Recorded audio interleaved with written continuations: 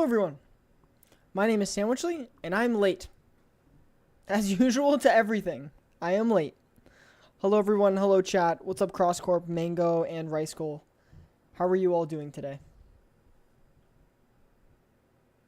That was such a low energy way to start the stream. I do apologize. I couldn't have started that worse. I yawned right out of the gate. That was probably the worst way to start a stream, if we're being honest. That was probably not the best way to start the stream there. I promise it wasn't what I'm gonna keep yawning. Oh my gosh. I promise this is not the way I wanted to start the stream. Let me make sure everything is working. Give me 1 second. What's up, Dom? Okay, I am live. Cool. Alright, guys. I know I'm late to watching this. I'm like, more specifically, I'm an hour late, but I was at the gym, so I apologize, but I don't apologize that much. I did miss this. What's up, Squirtle? I did miss this by a little bit, so we're gonna watch this interview with Scott. Scott, I was gonna make a video about this. I am here for the FNAF Fortnite confirmation. I did a poll on my channel, and I was actually surprised. A lot of people don't think it's Fortnite, which is weird because if you looked at the general consensus, like on social media, I was only 2 when the first interview came out. Okay, well, you don't need to dox your own age. I would probably recommend you don't do that. Bro's reacting to an interview without lore before dual process theory, which may have brought up things, which may have brought many things to the table. Starkup, I don't get this. I don't get this. Dual processes theory. Starkup. I apologize, but I'm sorry, but I'm not watching dual process theory. I'm not. I've seen Rytos talk about it. I've seen everyone talk about it. It's fine. I get the gist of it. Imagine going to the gym when there's a Scott Cawthon interview. It wasn't my choice. It was just the way timing worked. So, oh, 5 laps at Freddy's. That's true. 5 laps. All right, guys. Before we do the Scott Cawthon interview, I have not seen this trailer. I have not seen this trailer. Oh yeah, you're a member. You're a member. Membo. That's not a word. A member. Yeah. All right. I have not seen this trailer. See, I'm telling you, they listened to everything you said. I just talked about the gym. I got a gym trailer. All right, let me watch this first. I'm actually pretty excited about this.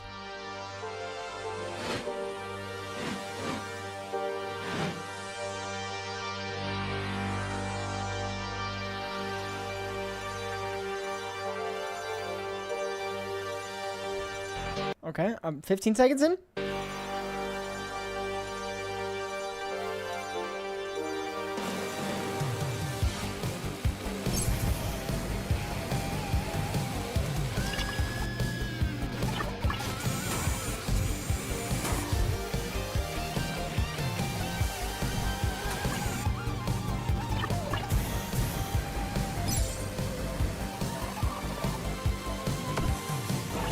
The AR world, okay. Oh, the below FNAF 6, okay. Why is there a flashlight bar?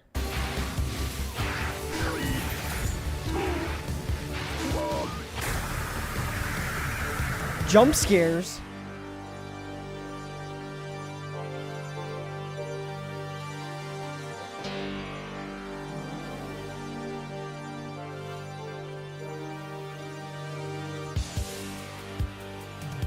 What? Okay. I have a couple questions. First one is the AR world seems to be part of this. Number 2, pretty fast, Giat.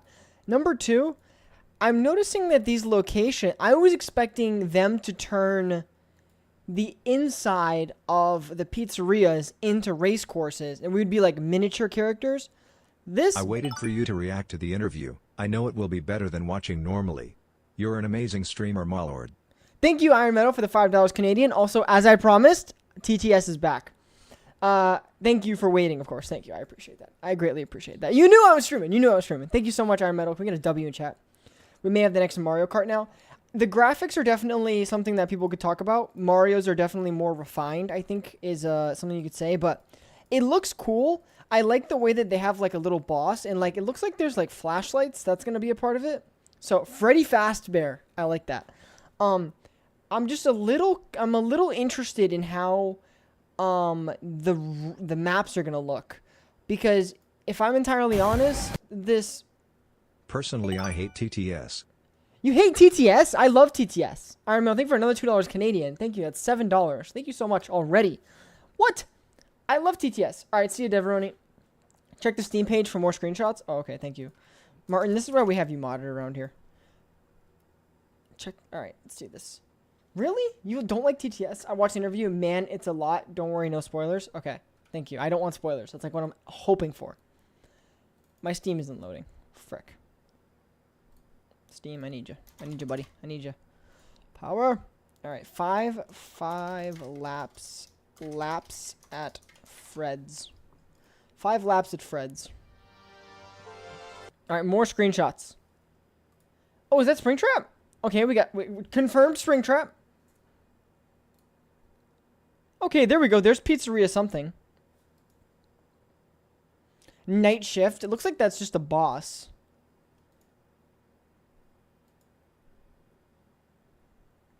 Interesting. Juniors, if I recall correctly. That looks like the Juniors logo from the fan game, but also Juniors from Midnight Motorist. Okay, I see. That's cool, the mechanic shop. And then this is the basement, obviously, of the... Whoops, that was not what I meant to do. And then different maps. Midnight Motorist. Okay. Choosing your character. It's interesting. It's interesting. Puppet, is that Roxy? I think that's Roxy. Puppet, Chica, and Bonnie. So there's an interesting art style applied. I'm really curious as to how the maps are going to work. Midnight Motorist is actually Freddy going home to his family after killing the night guard. Okay, no. Is this a fan game? No, this is actually made by Click Team. So it's not a fan game. It's another studio getting a shot. Look at the car screenshot again. That's Mangle? Oh, really? That's Mangle? I wish I could zoom. If that's Mangle, that's cool. It's just it was hard, like kind of hard to see. Look at the car screenshot again. Okay. I see like a bunny. I see like a bunny head over here. What else am I looking for? Midnight Motor. Oh, like, okay. I see like it's the actual car. Martin, really? I gotta find that. The car confirms that the Mustard Man is William Afton. Look at the name. Midnight Motor. Oh, purple car, purple guy. Oh. Okay, I see now. You guys got it. I get it. I get it now. All right.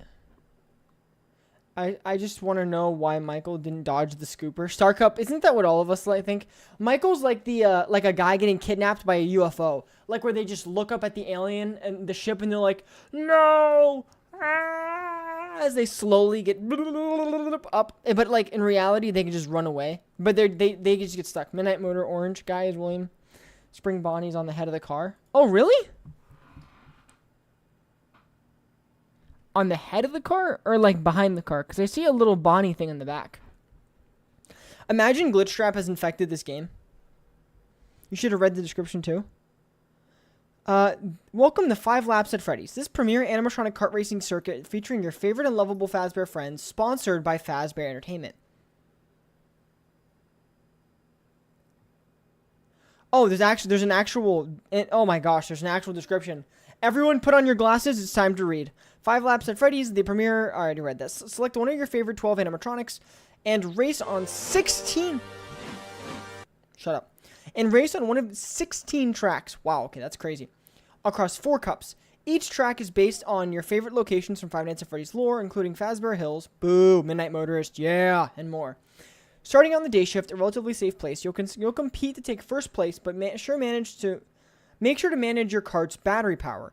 Use too much to boost or take too many hits. In the end, you may end up on the night shift, where not only do you have to not worry about winning, but you also have to avoid an angry endoskeleton.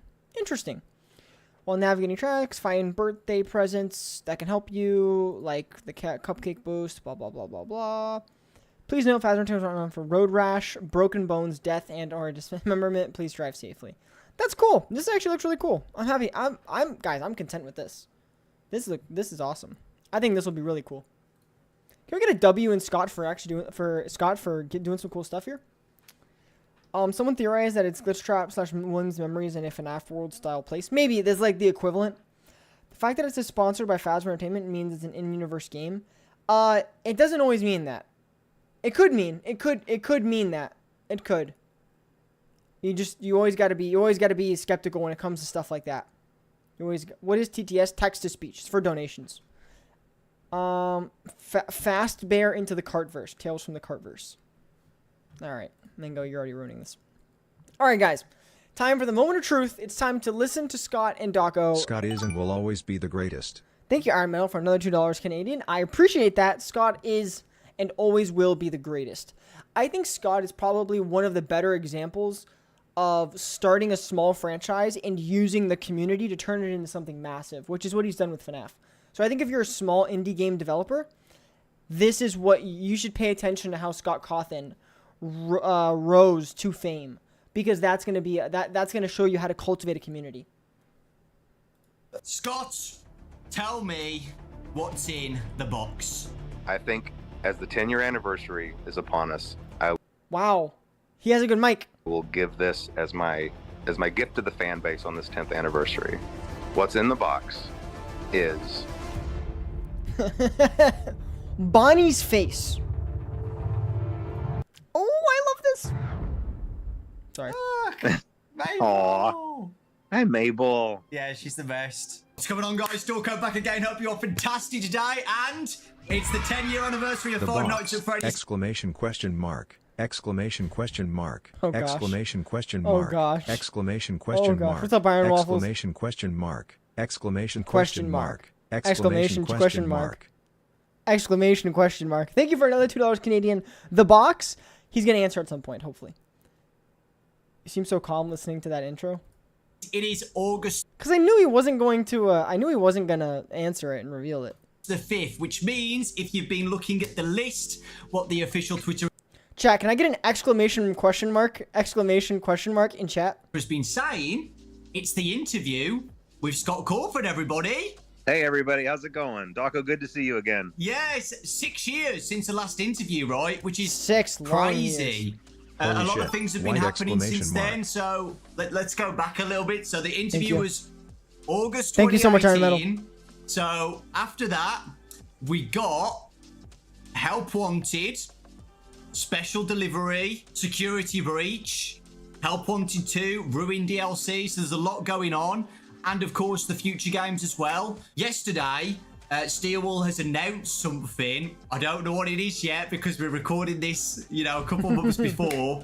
But guys, whatever it was, I hope you're very excited for it. Future Dawko, Into the Pit as well. Stuff to look for. There's so much stuff to look forward to. And it's really cool that you've done like a week of exciting things. Chat, I am gonna stop pausing. Ayo, Nightmare Bon, you literally joined a reaction stream to watch someone else watch the interview. If you want to watch this with no pausing, there's something called watching the original video. Why would you join my stream? I figured you were trying to get like a laugh out of me. Spoils, Tales, no Tales from the Pizzaplex mentioned. I For the figured. 10-year anniversary, we've never seen something like this before. Nah, it's not longer. 10 years of Five Nights at Freddy's, which is That's Yeah. crazy. That is it's pretty crazy. crazy, right? Man, I can't believe it's been so long since our last interview. That really seems like just it doesn't. How long did you say ago it was? 6 years ago? Six- Scott, I don't want to be the guy to I don't want to be the guy to rehash some old drama, but you you kind of got in trouble with the community. That's why there wasn't another interview. Sorry. That's hard to ago. believe. What's up, No. Alper? Impossible to believe. I know, right? Alper? I've Alper actually got a song for you that I'm going to play for you to celebrate the 10-year anniversary. Okay, no, this is getting things off to a kind of an awkward start, but I'll let you go on ahead. Hey, Scott's a real one. Okay. Are you No, ready wait, for you're this? gonna be performing. Wait, you're gonna be performing this yourself, or is something recorded? I've got the harmonica right here. Oh, a harmonica. I've Okay, been, my favorite. I've been practicing What is this song this? for over 32 years. Okay. Mm-hmm. So, are you ready for this? I'm ready.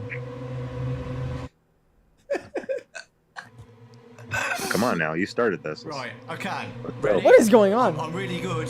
I'm really good.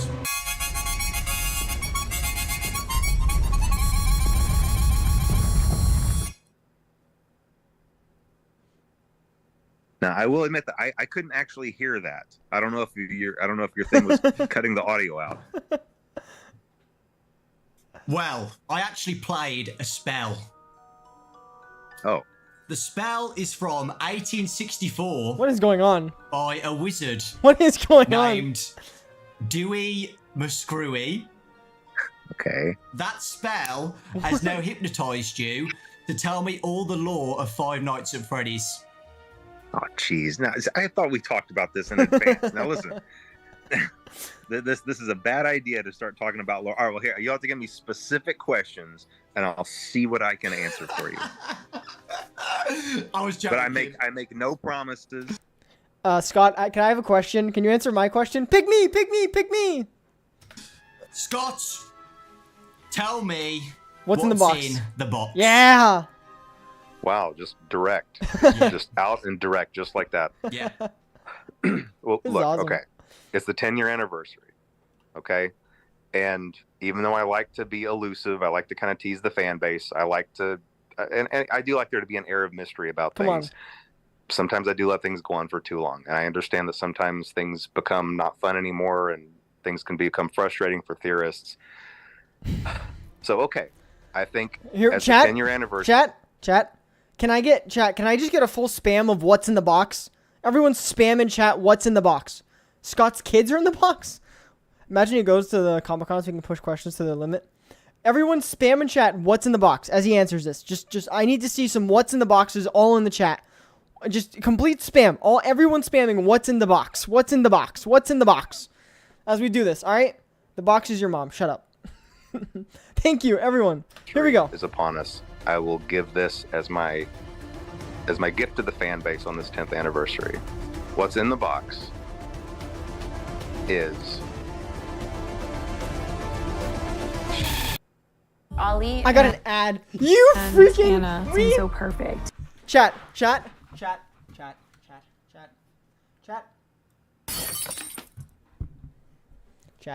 This is a crime. This is a crime. Listen to me here, Daco. The people in the chat might not know this, but I know you.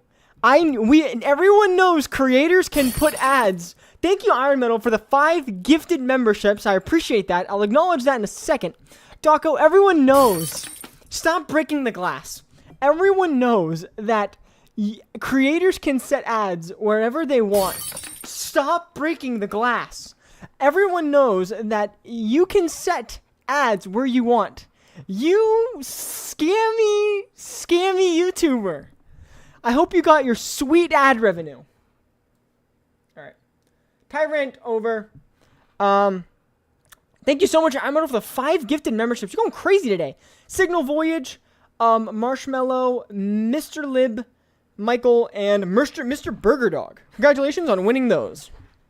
I didn't low. My chair, I completely ruined my floor mat. Thank you, I remember the $2 Canadian again. I didn't lol. That's the sound effect, by the way. And what people didn't know was she was screaming for help.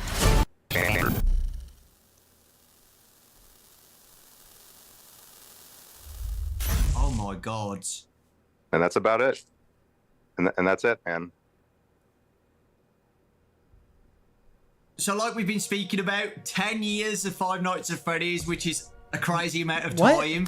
I can't believe we're still here. It's been such a journey. So I just wanted to What just ask happened? you, do you have a highlight moment Yeah, for the whole 10 years what of is it, Five Daco? Nights at Freddy's since 2014? I think there have definitely been a lot of satisfying moments. Like obviously, if whenever one of the new games would come out and it would be positively received, that was obviously a huge relief. You know, there's never been any goal other than just giving everybody.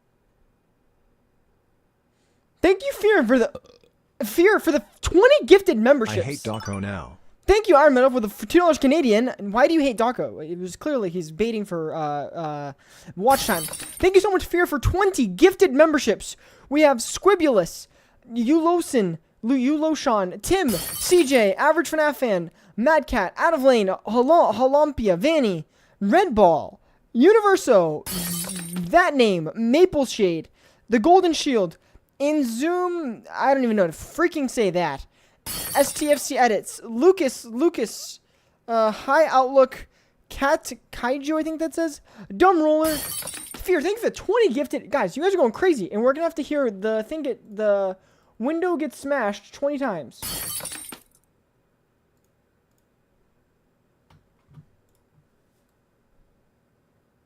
Moving this down here.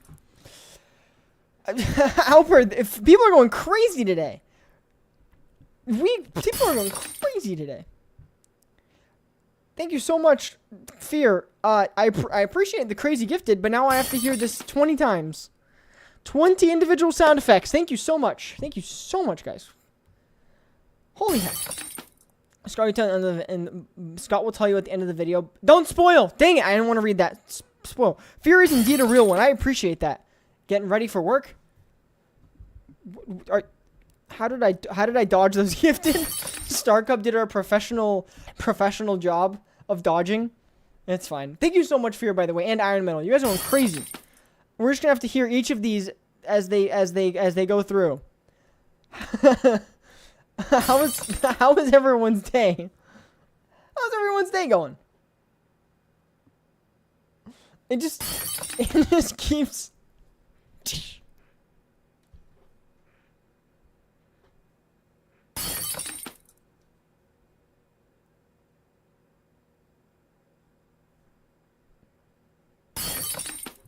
By the way, guys, I did this sound effect. I did this sound effect because if I'm ever playing a game and I'm playing a scary game, this will jump scare me. That's why I did this, by the way, guys. We're almost there, guys. Fear, once again, I really do appreciate it. Also, Iron Metal, I'll let your TTS run. And then, obviously, thank you for the $2 Canadian. And Iron Metal, thank you for another gifted member. The third money printer in chat. You guys are crazy. I appreciate you guys. Appreciate all the support you guys have shown. And then there's another one, Cranky the Crane. Thank you so much, Iron Metal, for that gifted membership as well. You guys are going crazy. I appreciate it. Thank you so much. Now we play the video. Everybody, what they were really hyped up about, because when you see. I'm gonna say that he's excited for like the Help Wanted, like the reception to VR Help Wanted. Everybody getting hyped up and getting excited. My guess. If suddenly something comes out that just is a big letdown, there's no greater fear, I think, for a game developer. Security breach. That was always satisfying and a relief, but I think the biggest highlight was probably just going to the movie theater to watch the movie when it finally came out. Yes, because FNAF movie.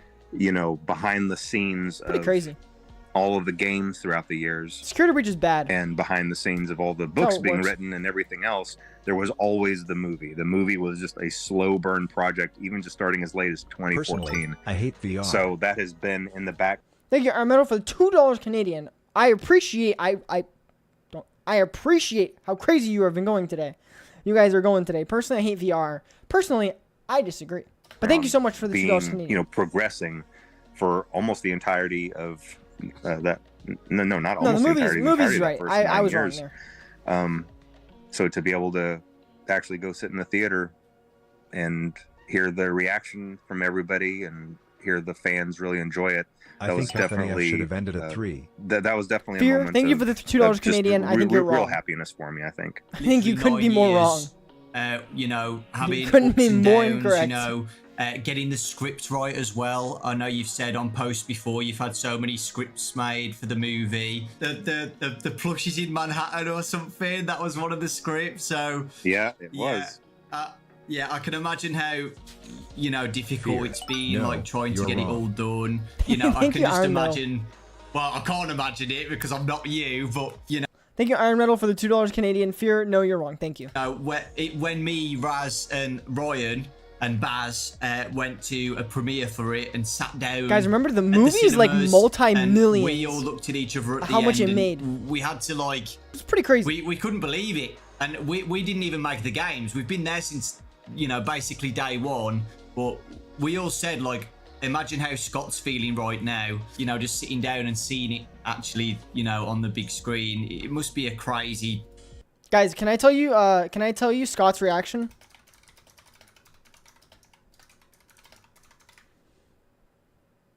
Guys, this was Scott's reaction. Here comes the money. Here we go. Money talk. Here comes the money.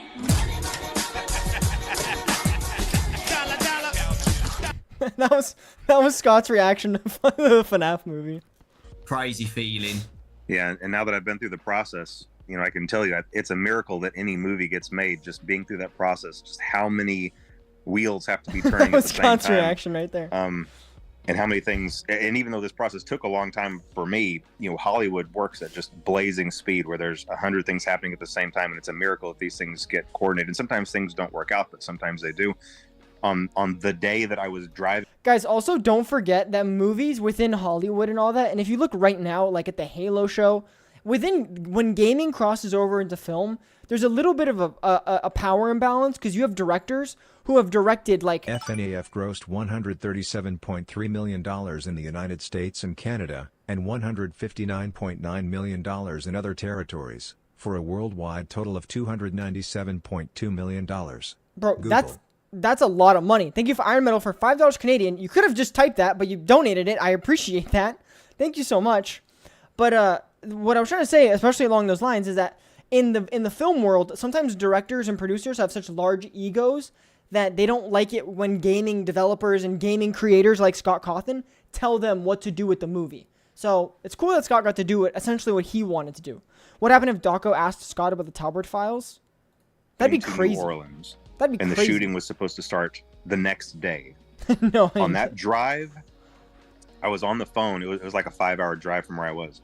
I was on the phone the entire time trying to finish FNAF 2. contracts and Afghanistan. finish negotiating points because there were still open items. Thank you for the $2. Fear FNAF 2 Freddy in Afghanistan. Are you saying that's the movie? There were still things that needed to be resolved with Universal, Blumhouse, the Actors Guild, the Writing Guild. There were just Louisiana. There were all of these things, and any one of them not being settled properly. Talbert would mean we Files couldn't was like start this filming. whole And weird all of those misinformation conversations campaign were or happening at the something. same time, and all of them depended on one of the other ones. And so that was a very stressful drive, but that's just the way that Hollywood works. There's a million things happening at once. It was definitely a whirlwind. Yeah, but it was this to weird see thing. all of those pieces come into place. FNAF 3. Yeah, Freddy it in was Canada. Thank you, Iron Metal, for $2 Canadian. Iron Metal, no one wants to go to Canada. pretty remarkable. And yeah, like you were saying, just all of the America's scripts. cooler. Starting just with 2015, there were a couple of deals that weren't very good that I'm very fortunate didn't pan out. But then whenever I was with Warner Brothers briefly, that was a good deal, and I was very, very grateful to have that. But even that, whenever the stars seemed to have aligned, things just didn't work out there either. And so I was really fortunate to meet up with Jason Blum and get to have I'm just that tossing shade deal at with Canada. Blumhouse. I've been there They before. had a lot of faith in the project. Vancouver was and nice. They were following my lead on a lot of things, sometimes I to a can still fault, French because Revolution lots of your times way. I would throw Thank you, things out Arnaud. and want to start over, but You're Canadian, you're French. That's just in your nature. they were with me the whole Appreciate the journey. They dono. were with me, and they believed in the vision, and everybody just had the fans at heart. That's all anybody wanted to do. Everybody was just making sure that every part of the movie would be something that the fan base would look at and recognize or I didn't plan relate on it to either, or Mango. connect with. I didn't plan on it And either. I think in the end we were able to accomplish that, and I'm just really happy with that. And I think we landed with just the perfect cast, which again, that almost didn't happen either. There were a couple of instances where someone else was about to get a part, and then something would happen that would make that not work out, and then someone better would step in. And I've said this to FNAF 4. my Freddy's contacts at joins Blumhouse Napoleon. numerous times just over this last 6 months, even since the Fear, thank you for the $2 USD. FNAF 4, Freddy joins Napoleon. Fear, not you two, not you two. Don't join the Canadians in chat. Don't join them. Don't join Iron Metal in the French Revolution. Don't do it. movie came out, thinking, aren't we glad that we got like Mango, Josh come on. Hutcherson for this role? Like, isn't it great we CrossCorp, had maybe. Elizabeth Maybe Lail it's an for old this role? story. Isn't it awesome we had Matthew Lillard for this role? You know, isn't it great we ended up with Piper Rubio for this role? Like, every single Matthew Lillard as William Afton was one of the greatest. person that we ended up with was just absolutely perfect in those slots, and everybody was just a delight to work with. Once again, since I'm new to kind of the film industry, I got to talk to people about their other experiences on other projects, and it can be really scary because usually, from what I understand, every production has one one member of the cast or one person on staff or just one person that, you know, causes problems or something like that. We didn't have anything like that. Nothing like that. Everybody was just phenomenal. They were just a Still joy want to Tom work with, Holland and as getting good Gregory? filming was really fun. How old is Tom Holland? Tom Holland age. He's just talking about the movie. I'm going to let him talk about it. 28 years old. Yeah, Tom Holland as Gregory makes sense. I'm one of 4 kids. Traveling is not quite in our budget. When you get the chance. If you ever get the chance, I recommend traveling. If you ever get the chance. Whether it's So now or in the it future. was a really fun it's something you experience, should always and in the end, try I'm just happy to that the fans do. were happy with it. Now, that's not to say the film didn't have it's places where it could have been improved, and we're all, you know, and we all, me and Emma and Jason Blum, we're definitely chat about that and looking to make sure the second movie is, As long as they work to make it better. a step up and an improvement. Tom Holland is married. So I have lots of no good things idea. to look forward to, I think.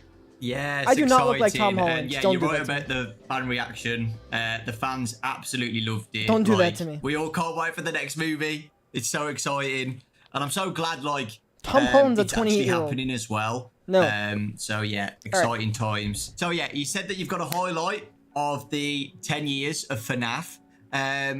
If you could go back and change one thing in those 10 years, do you have anything that you would change? You can't say the box. No, you know, the one thing I would change, I wish I could go back and have one more shot at Oh my gosh. Thank you, Scott. Thank you, Scott. FNAF World. I really, really do. Thank you.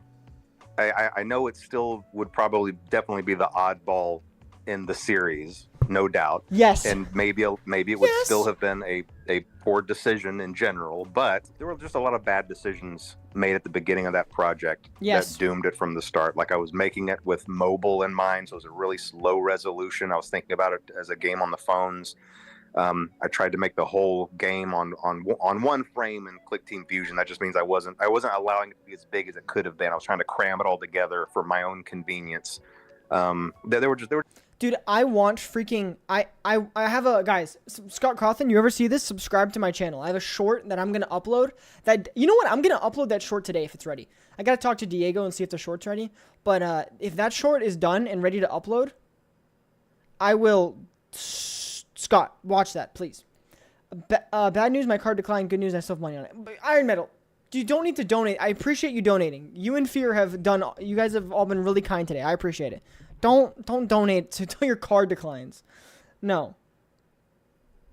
I got good news. I hate you, Fear. Dialogue in Ruin is terrible. Changed my mind. X Blue just uploaded another FNAF 2 video. Really cool. Thank you, Martin, for letting me know. And thank you. I'll check that out. There were just several decisions that were made Long lost that really American hindered brother. that. And also, I was Tom Holland is like supposedly loved by everyone, so I guess I'll take that as a compliment. in a rush because I was getting a little arrogant, thinking that, hey, anything I make is going to be gold, you know. And then I definitely ate some humble pie with that really, really quick, and I learned that is not the case. And so I've tried to be very careful to not make that mistake again after that. But yeah, you know, if I could go back and FNAF change World one thing, mobile port I would be wish so I could cool, man. maybe work with a different developer. Scott, and watch just my short. Really make Watch it my a short. high Watch resolution my short. game. Watch Get my some short. really good graphics. Maybe get someone else to help me with those graphics. And it could have been a good game. Could have been a good game. Who knows? Maybe somewhere down the line, if I get really antsy Please. about it Please. and have a lot of free time on my hands, maybe FNAF 2 or FNAF World 2 might be a thing. Yeah, I was about to say that. You know, you could still get a different company to do a FNAF World game. It's not over yet. I think I've said this to you before. I love FNAF World. I think it is so underrated, and I always say, All right, calm down. FNAF Stop gassing World this is up. underrated. I love it so Yes, much. There's Star just a Cup. charm to it. I really do, and I know you don't like it, All right, chillax. but I absolutely love it, man. I really do. I love everything about it. If I had allowed myself to work on it for one more year, just like really double its development cycle and let it be a high res game, I bet it would have been. Glazing. I bet it would have really Yeah, been something. FNAF But like I World's said, not who that knows? good. Maybe for the sequel someday. Let's UCN move is a on. masterpiece. Can someone in chat time out StarCup for 10 seconds for an awful take? StarCup, I will do this personally. I don't normally time out people personally. I'm going to time you out personally for this awful take. I'm going to time you out personally for this bad take. StarCup, I'm going to time you out personally. That is such an awful take. 10-second timeout. That is an awful take. UCN is so freaking bad. It is so freaking bad. Juniors is horrible. Thank you. I appreciate your good take. Steelwall, the amazing Steelwall Studios. That was the next game. I appreciate after that. Ultimate Custom Night. Help Wanted. One of my favourite games in VR. I Such a absolutely great loved game. it. What has it been Help like Wanted's working so with good. Steelwall? Were you nervous about it? Because I know I'm going to predict what he's going to say. Steelwool is awful to work with. I'm just kidding. He's obviously going to say good. He's not going to say like, oh man, it sucks. it's a big thing to, give a company your baby, basically, and let them, do what you've been doing for the past 5 years. StarCup, horrible opinions. How was it for the first time Horrible letting, opinions. someone else work on FNAF? I was really nervous about it. I was really nervous. I went several years still doing it by myself, even after I had the financial ability to pay other people. Again, I wasn't in that mentality of being able to do that. So even though I could have done that, I was still doing things just all by myself, all the way through Pizzeria Simulator. Yeah. But by then it was I knew that it was getting too much for me. I knew that I had to find another partner for it. Shush. And I was scared of that because, there are stories all over the internet available about just games that went completely wrong because of games being mismanaged in the hands of, development companies. And I'm sure that all of their pitches on the surface would have sounded the same, but I really got lucky. For that reason, I really feel like I got lucky because whereas I probably could have accidentally ended up with a company that did botch something, I didn't. I think I really honestly believe that I landed with the best. The other thing too, though, chat, is that if you watched FNAF's interview with J-Top seems to actually they seem to like Five Nights at Freddy's. It's not like, oh, we're gonna work with this because we have to, and it's just what makes sense for us money wise. It seems like they like FNAF, so that means a lot, of course. FNAF Security Breach is the second worst. I don't know if I'd say the second worst, but it's definitely not one of the better games. How much money am I? I have no idea, Iron Metal, but I appreciate all of it, just so you know. I really do. But don't put yourself on like dead or anything like that. Whoa. That's too far. Sandwich, the funniest thing about FNAF World is more gore than Security Breach. I'm not gonna lie, I don't even know if Security Breach even has gore. Except for like robots being crushed, Steelwolf fumbled FNAF. One of the best development companies. They've been just a pleasure to work with, and they've done a really great job. This last one they did, Ruin, I thought it was just so much fun. Ruin was very good. Fun. And I think that might be my favorite thing that they've made was Ruin. And the things that they have planned, which I'm not going to talk about right here, but the things that they have planned are really exciting too. So yeah, I've been really happy. It's been a really good experience. Well, I'll tell you, on Help Wanted, I was going to throw in, I'm happy with how Help Wanted came out because at the time, and I don't have this anymore. I don't have a 3D, I don't have a VR setup anymore. But whenever the first Help Wanted came out, I did have a VR setup. So I was able to beta test. And of course, I was leading the charge to want to beta test my own games. I got into the Funtime Auditorium and I noped out of it. I took the headset off and I immediately got on the phone with Steelwolf and said, I'm not doing it. I'm not going to test it. You test it. You're going to test it. You'll find someone else to test it. I didn't even get jump scared by Foxy. I was just in there in the darkness, and I knew I wasn't going to do it. And I never played it again. And I never played Help Wanted, and I never played Help Wanted 2 either. And I'm not going to. People need to understand it though, right? Because in the past, like when I've obviously done videos on Help Wanted 1 and 2, I get a comment saying like, it's not that scary. You're overreacted. It's not that bad. Chad, I'm not going to lie. There are certain parts of Help Wanted 1 that I'm too scared to play. If you've ever seen me play, Five Nights at Freddy's Help Wanted on stream, you can tell that I'm too scared to play certain levels. Like the Night Terrors, oh my gosh, those are just so scary. I just cannot do that. It's just so good. Security Breach was crushed by its own over ambitiousness. I think yes, they were over ambitious as a team and wanting to add more and more, but I don't know. There's a lot more to Security Breach than just adding that killed the game. I want to go get water, but I'm afraid something will happen. Crazy will happen when I'm gone. The whole world, everything will be revealed the second you leave. You literally died in Night Terrors. I did. That is true. You don't know until you've literally put on the headset, right? Yeah. It's completely different, you know, just watching it from a screen compared to having the actual headset on. It's terrifying. Yeah, completely different experience. Also, by the way, in chat, congrats Fear and Iron Metal. I just saw you guys. And Mango. I know Mango you got gifted, but thank you. Fear and Iron Metal, congrats on being galactic sandwiches, and Mango, congrats on being a snow sandwich. My other question, Glitchtrap is one of my Ahmed, I don't know. I honestly don't know. favorite characters in FNAF now. I absolutely love Glitchtrap. What are your thoughts on Glitchtrap as a whole, with the development of Help Wanted?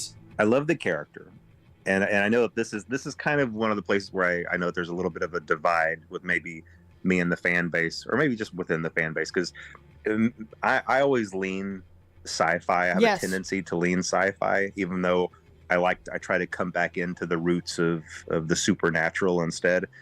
But I can't help my inclinations to lean sci-fi. So anything that involves possession of AI or possession of machines or circuitry, that I love that sort of thing.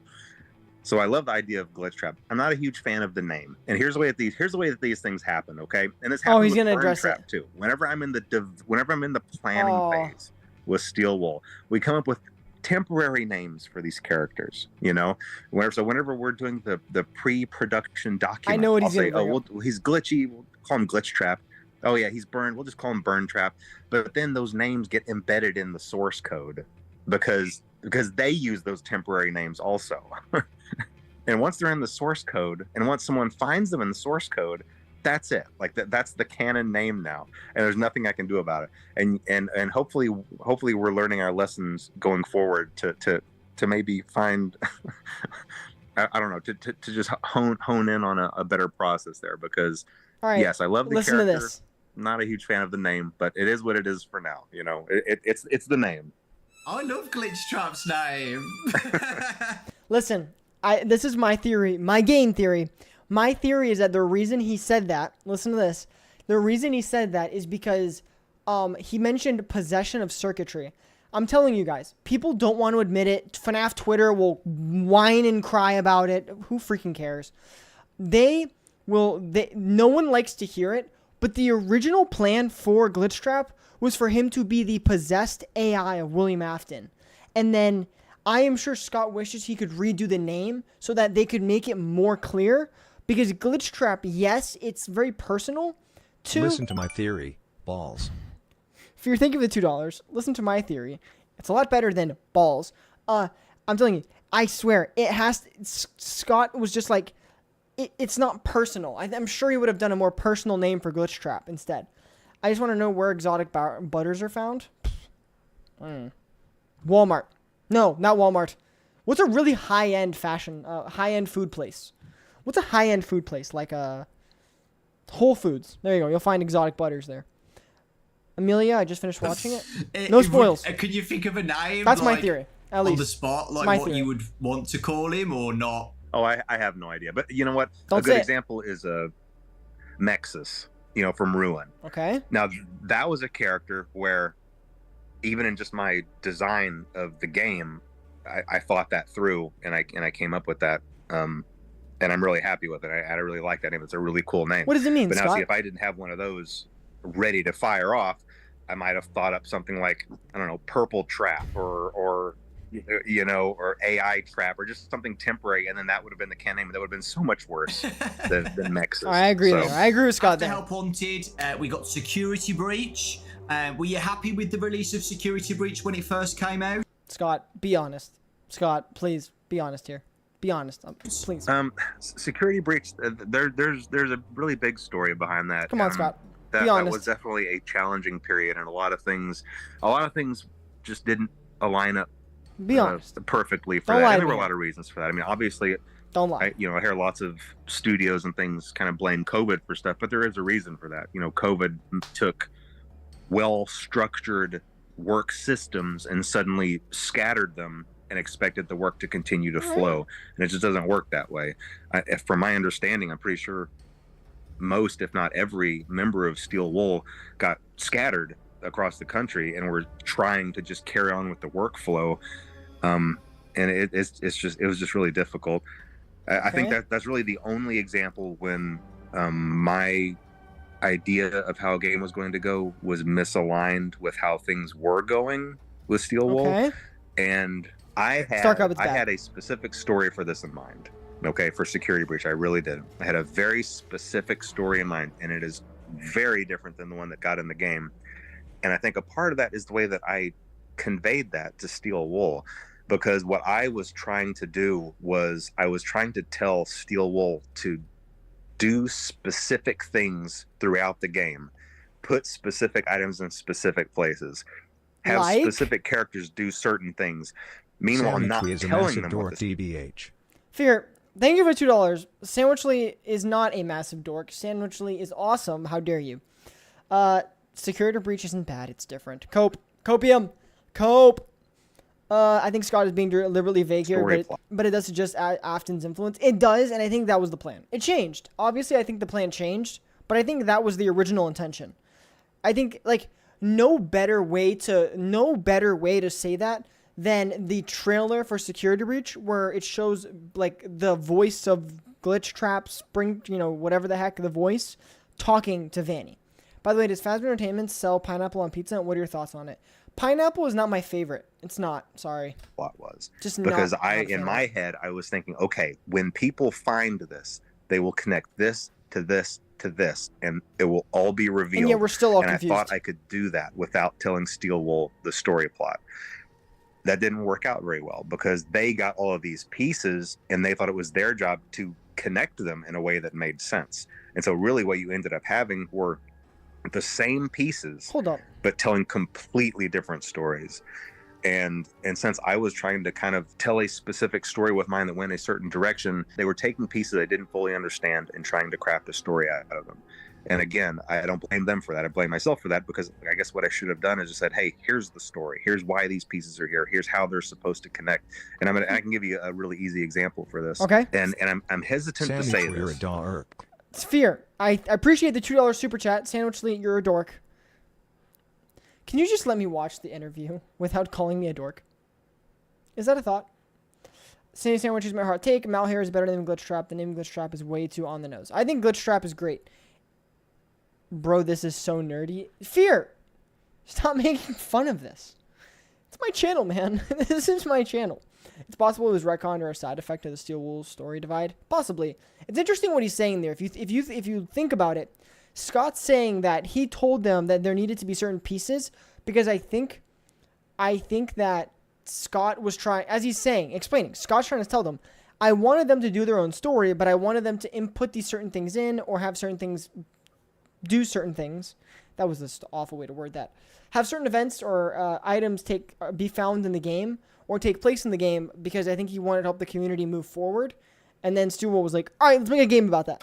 Because I don't like messing with the lore. But I think in this case, it's okay. I don't when think it comes so, to Burntrap, originally, Burntrap was never supposed to move. He was supposed to just be something you saw in the corners, or like if you were walking past machinery, you might be able to peek in between two things and see him in the corner or propped up against a wall, almost like a some kind of decaying movie prop, and you never fully understood what his purpose was. And he had a very specific purpose, and I'm not going to say what that purpose was, but realistically, he never moved. Well, obviously, that's not what we got in Security Breach. In Security Breach, we got a capsule opening and purple smoke flowing out, and him climbing out and coming to get you. And so it's just not quite the same thing. So, but anyway, it didn't turn out the way anybody wanted. But hey, whenever that happens, just like whenever I stepped in it a little bit with FNAF World. Okay. Me and Steel Wool got together. We were like, look, all that matters now is making things right by the fan base. That's all that matters. We all had the best intentions going on. So you're telling me that every single person that spent their time arguing that the Mimic was in the Burntrap or something. What happened to all that? Does that mean that all that is just tossed in the trash? Does that because technically he was never supposed to move. He was supposed to just be like a rotting corpse in the corner. He was never supposed to do anything. Is that what that means, or does that mean that could still happen, but it would be in the future? And maybe that would be like a future boss battle. I don't know. That's interesting. We all wanted to Burntrap make a never good supposed to product, move. and we Wow. went in and we made Ruin for it, and I hope that redeemed the game, and I feel like it did because I think it was Animated really adventure, great. so do I. And yeah, and anything that we do going forward that continues that story or has those same themes, I think we're just going to be in a much better situation to continue on. So, Happy birthday. Ruin DLC came out a year ago now, which is crazy to think about. Ruin was Time's so going good. so quickly, and the fan Animated adventures, I eat sandwiches. reaction Ruin to that was so good, man. amazing. Everybody loved it, and everybody's Chat, looking forward to what's should I do another next. Ruin stream someday? The playing ending Ruin? of Ruin, I love that with game. a specific character Love that that came out, a new character into the games, the Mimic. Any thoughts on the Mimic? I cannot share any thoughts on the Mimic other than I really like that character. That's This so is a character sci-fi. that I really like and The I'm really Mimic- excited about. I think it's The a Mimic really is so terrific sci-fi. antagonist. Loader Dots, how you doing? Mimic is so sci-fi and just so up Scott's alley. I've seen people take this interview as confirmation for Burn Afton, Burn Mimic, and Glitch both. Confirmation bias. I don't get that. Like, I guess I'm not understanding it the way that other people are. But I just take it as Scott never what I take that as is Burntrap was never supposed to move because Burntrap was supposed to be a kind of a like how in Marvel if you've ever seen Marvel, the original Marvel movies and the Avengers movies would always tease to Thanos, and Thanos would always be in the background and be in these small clips and tease that he was going to be a big bad in like Avengers Infinity War and Avengers Endgame. If that was too Marvel and you've never watched Marvel, I apologize. But I feel like that's what Scott's saying. Like Scott's like, you could see Burntrap and you could see that Afton's, partially there, but he was never supposed to be the villain. He's supposed to just be there and be something that could be used one day. FNAF is nonfiction. Rank all 6 security breach endings from least to favorite to most favorite. Least. There you go. Actually, the best is probably the Princess Quest ending. That's cool. That was a cool ending. And I don't think it's the last that we've seen of the Mimic. That's all I'll course not. say. Yes. With that, do you have a favourite character in the Steelwool era of games? I mean, Glitchtrap is Music just Man better. is too obvious of an answer, right? I mean, I think all those characters turned out great. In fact, I think this is why it's hard to pick a favorite because all of them turned out so Landmark well. Freddy. I've always really liked Vanny as a character. I don't think that Vanny was utilized to her fullest. Hey, Loader Dots, are you still in chat? Loader Dots. Vanny is being called out for being not used to full its potential. I feel like I've said this to you before. Potential, and so hopefully we'll see another opportunity for Vanny to return as well. We'll see. Loader Picture Dots. this. Saving up to 10% when you bundle your home Save and 10% auto insurance. of my paycheck. I feel like Scott is trying to say Burntrap was a mini thing in the story. I think Scott's trying to say Burntrap was a possibility. It was always meant to be in the background. Understatement of the century.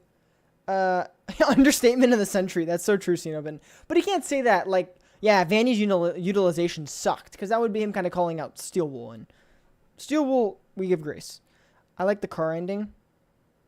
That's true. What's the Princess Quest ending? That's my favorite out of all of them. It's the one where they're all on the hill. It's his favorite for a reason. Loader Dots. The character wasn't used to full potential. He likes Vanny because Vanny was cool, but Vanny was not used to full potential. Everyone says this. No one has ever said Vanny is a bad character at her core. Everyone says Vanny was horribly utilized in the game. Oh, okay. Moving on to the books. Oh, gosh. The books have been amazing. Scott, have you read what they released, those final Fazbear Frights? Scott, we gotta read those. I had to read Sea Bonnies. I had to read Gumdrop Angel. I had to read Puppet Carver was meh. It wasn't great. Scott, have we read some of those later Fazbear Frights? My gosh. Oh, the Traffic Cone one. Kids at Play. Scott. Scott. I've been doing little summary videos on the channel with Fazbear Frights. That was awesome. Scott How has won. it been working on Fazbear Frights? It's actually really enjoyable. It's probably one of the most enjoyable things that I do because I just get to think up a really scary scenario, and then I create maybe a 10 to 15 page story out of it. And then I have writers that I work with, obviously, and they take that and they really flesh it out and fill it out Into and the add flesh? the details and turn it into a full length story. And I get to kind of just really see it come to life. Yeah, so it's been really enjoyable, and that's something that I really enjoy. It's funny because it's one of those things where as long as I know that that's something that's happening in my life, I might be at the gym or I might be watching a Scott's a lifter? Scott, you want to work out together? Scott, I've only been working out for like 3.5 months, so I'm not too experienced. But Scott, want to lift? Scott, what's your split? Scott, what's your split? We got a 3-day, 4-day split? What are we doing? show, and then suddenly something will Scott come to Real? mind, and I'll be like, "Oh man, this is gonna make a great story," and I get right home and I start working on it. Do you have a favorite story out of all of them? I think my favorite story it's probably Bunny Call. I know Scott, that's a good story. Scott, tell me more. Tell me more. that's Tell kind me of more. an oddball choice, but there's a reason for it. It's because some of these stories are based on my real life experiences. Bunny Call is not completely made up. I used to take my family to a family summer camp. Scott's the dad in the This is story. one of my two. This is my two oldest boys were maybe 11 and 12 at the time. Or no. I bet they were 13 and 14. It's hard to remember exactly when this was. But then I had younger two that were just babies still. And whenever we showed up at camp, What's up, Darth? and we were all in the auditorium signing up for activities, it was rafting and boating. One of the things you could sign up for was a panda call. Okay. And What? a panda call it's a very deceiving title, because what that meant is that early in the morning, a bunch of the camp counselors dressed as killer clowns would come into your cabin and scare the crap out of your kids to wake them up early and drag them off to their daily activities. And so I signed up my two oldest, Dude, Scott's Ian an and evil Braden, dad. my old beta testers from whenever Scott's they, an all evil their dad. lives That's testing my games. such a I father signed move. them up for it. And I thought, oh yeah, this will be kind of fun.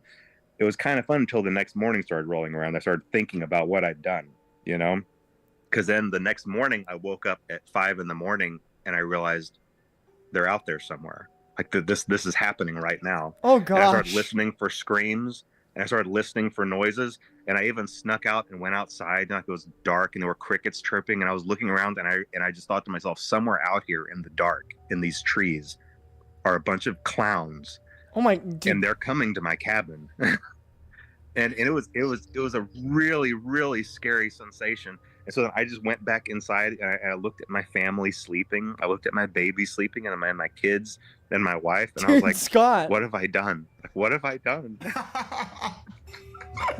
Of course, it ended up not being a big deal, because then I just heard a soft knock at the door, and I opened it, and there was a row of killer clowns. I said, I said, never mind, you guys, and they just walked on. And so it wasn't a big deal, but it was still a really eerie feeling. Dude, this feeling is like crazy. I had signed up for something that I'd regretted and I couldn't undo it, And so I based Bunny Call on that. Oh, that's awesome. You said That's such a cool dude. That's such a cool story. Like this interview, of course, the interview's cool because we get to hear Scott talk, but dude, this just humanizes Scott.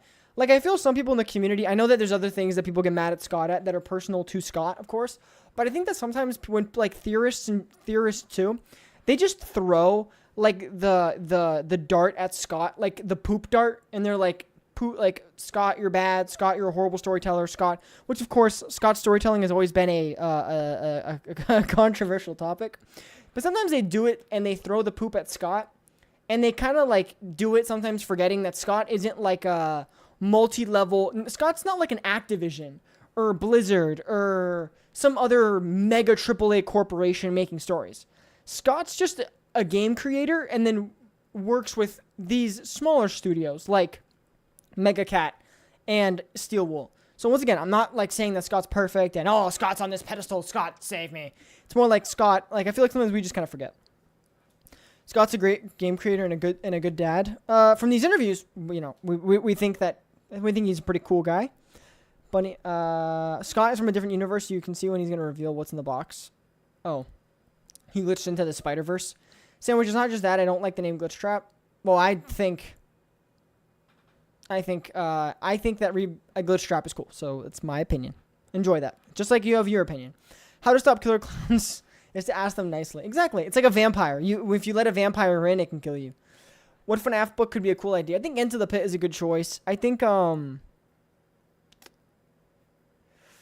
what's another good one? Oh, I think another cool one could be Prankster. I think Prankster could be a good, cool game. What's up, Star Gamer? His storytelling is a unique style. It's both good and bad, depending on the situation. Exactly, Sino Bitten.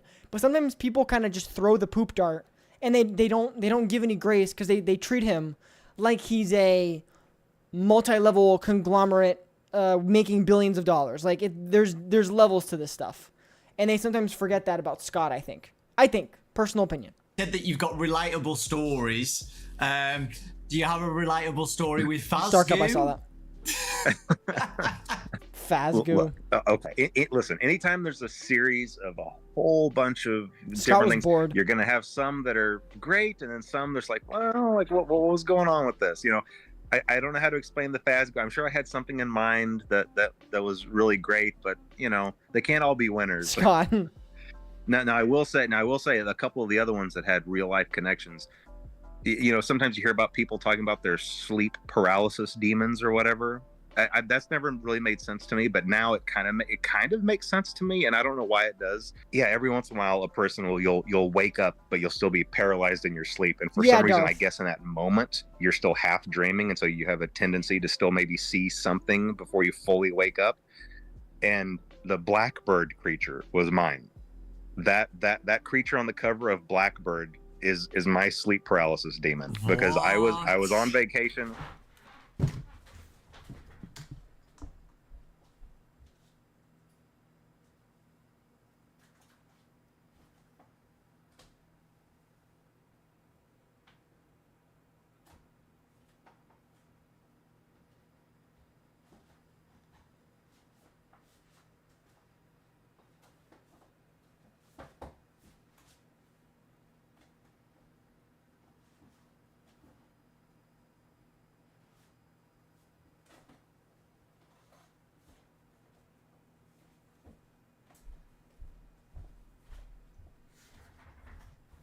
All right, chat. Guys, so if we ever see Scott at like an event, we just do this. Ready? 3, 2, boom! Right there. Scare him. That's how you scare Scott Cawthon. We've confirmed it. We know either you show him Bonnie or you show him that. Poor chair. Poor chair has to hold me all day. Is Sand going to killer clown jump scare us? No.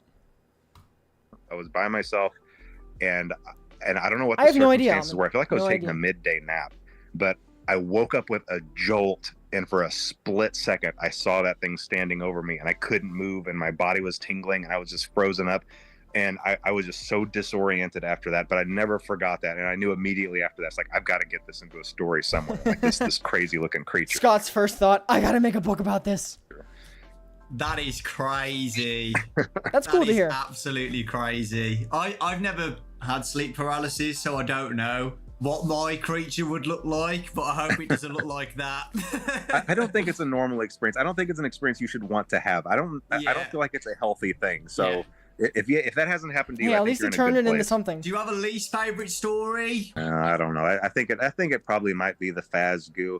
Or no, I mean, come on. It's got to be the one where the guy gets pregnant with Springtrap's baby. I'm not sure what I was thinking about. What the heck was that? Again, that's one of those things where, oh man, this is going to be really creepy. But then you step back and look at it from afar, and you're like, I don't know if this is a good idea. And I swear I wasn't picking on MatPat. That wasn't a story designed with MatPat in mind. It really wasn't. You know, listen, whenever you're doing these stories for this long, eventually you just run out of names, and you're going to cover all the names, you know.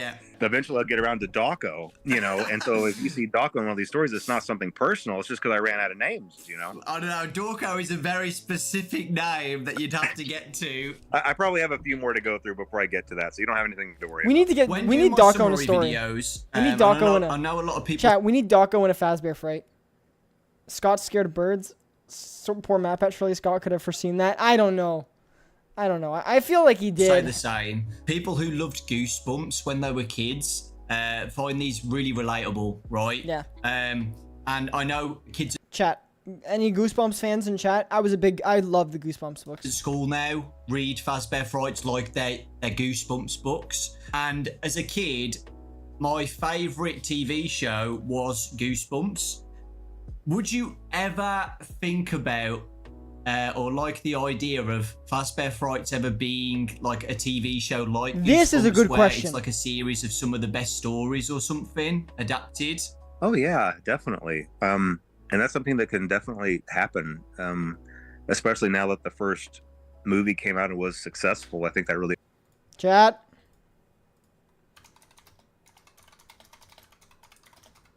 Chat, he said the movie was successful.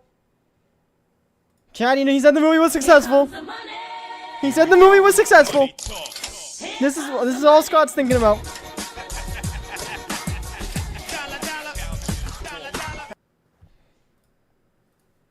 Every time I hear about the movie and it being successful, that's gonna happen.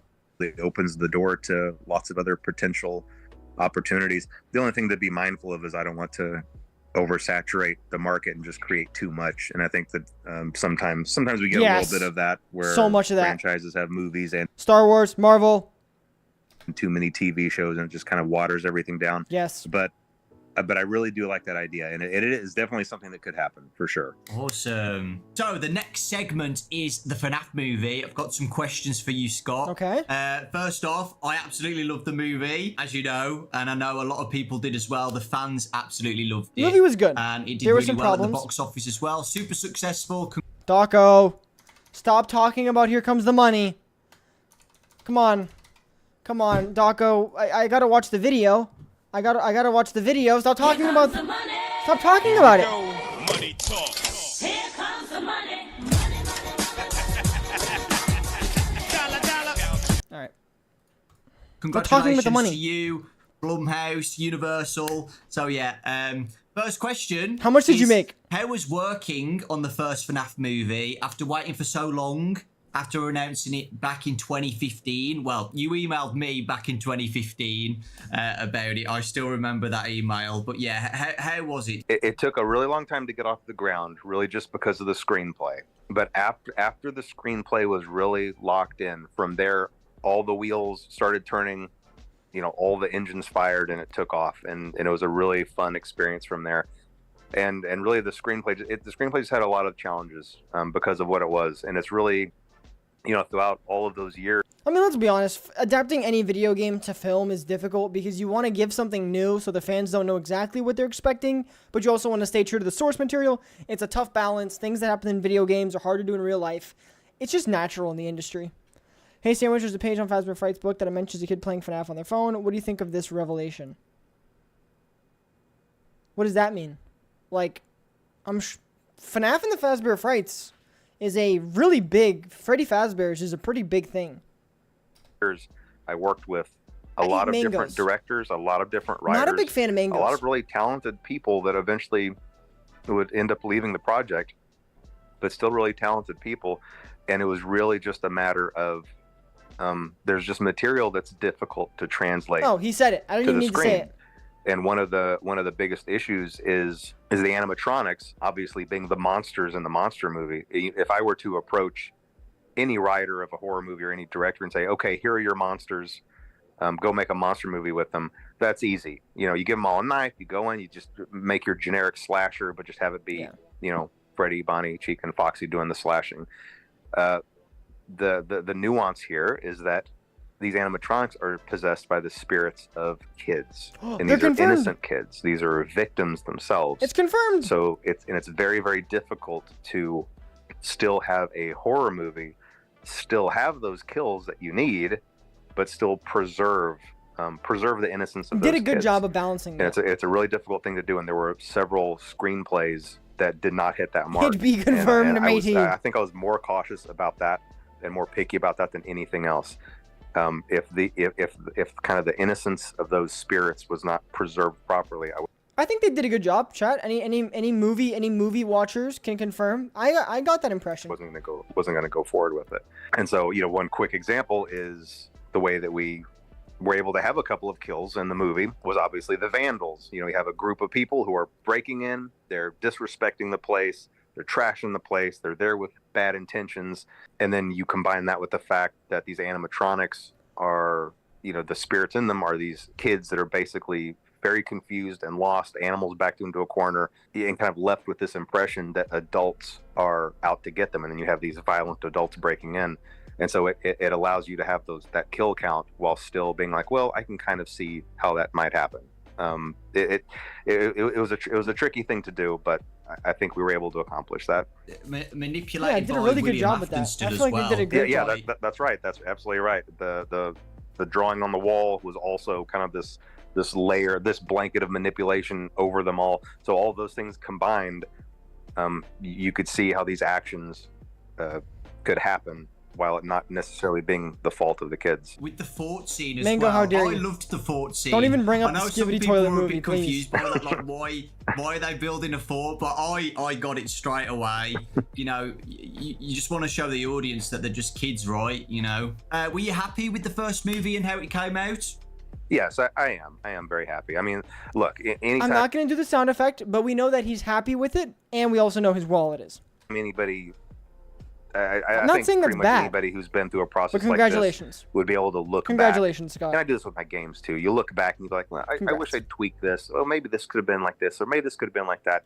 But Animated, you you have to got just really it. take a step back and look at it as a whole, and where it came from, all the things that could have gone wrong, and all the things that went right, and just be really grateful that so many things just fell into place. And I can give you a really quick example of why I don't want to second guess too much. At the 11th hour of this movie coming together, we still really didn't have a music composer. What's in the box? And I really wanted an animated intro. I was really pushing to have that 8-bit animated intro, but we didn't have anybody, intro was and really awesome. not really anybody to have an idea of what kind of music we were looking for. Nothing too crazy, Starcup. 11th hour, Newton Brothers come in and they write out that banger of a track, like absolutely. Scott Cawthon said banger? I thought he would have been more classic with his terminology. Just kidding. We know Scott spends all his time on the internet. Insane. Like I listened to that the That's first such time a. and I was like, wait Come a on, minute. guys. That was Do I have a such a theme good song? intro. Does Five Nights at Freddy's have a theme song? And I called Emma Tammy on the phone. I was like, wait, do we have a theme song now? Like, I can't tell you how excited I was over that.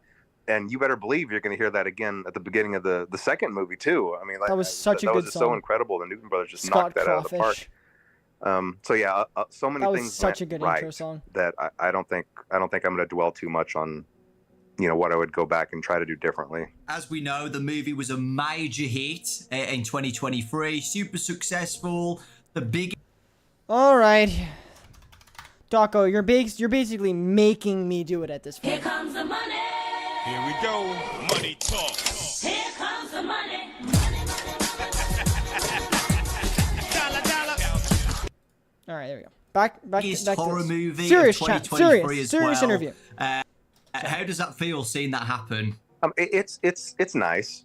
That part is nice. It's more important to Camera me phone. that if the critics had loved it, but the fan base was grumbling and saying, "Wait, this isn't how it is in the lore. Wait, we didn't like this. I don't like how they did this, and this," and the fan base was unhappy. That would be a failure to me. I'm perfectly happy with all the critics hating it and the fan base reacting positively to it. Yeah, so yes, Scott, it is champion nice of the that people. movie was successful. However, that is not the correct metric by which to judge the success of this movie. And Starcup, if I get copyrighted, that's fine. They just take the ad revenue on the video on the live stream, and I don't take I don't even run ads purposely. So in Don't worry fact, about it. opening It's night, fine. which was Thursday night, where I am, I went to the very first showing, and the theater was pretty much empty. There were only a couple other people in there, but it was a 1:00 showing. So, but still, I saw that as kind of a bad sign. But I just watched it anyway. Then I went to the next showing, which was just later in the evening, and I told myself I wasn't going to go online. I wasn't going to read any reviews. I had already told everybody at Blumhouse, and I told my legal team, don't talk to me, don't call me, don't email me, don't send me charts, don't send me facts or figures. I don't want to hear anything Scott's about like- anything. I'm going through this whole weekend blind. I just want Massive respect to Scott for this, though. to experience what everybody else is experiencing. Well, before I went into that second showing, I was just by myself. And then later that evening, my whole family was coming into town, by the way. My whole family was going to come in town and watch the movie with me that night. But this showing, I was still sitting by myself. I was checking my email, and I accidentally saw one of the reviews. And I saw that it was terrible. Oh, no. And that opened the floodgates, and I went and started reading all of the other reviews. And I immediately texted my family saying, don't come. Don't come. You know, this is over. I want to be by myself. And I was already thinking in my head, like, how am I going to write a letter to Blumhouse apologizing for this? How am I going to write a letter to the fans apologizing to this for just wasting? Oh, man. Chat, Scott does care. Ah! All the negative things that I've said about this franchise. Ah!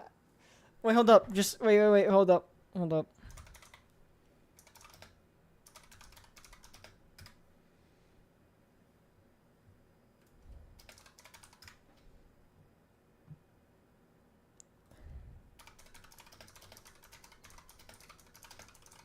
I'm trying to find this.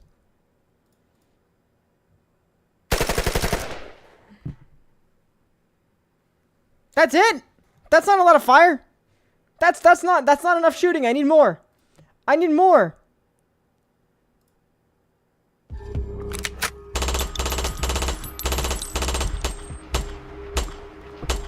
That's my ego and all the awful stupid things I've said.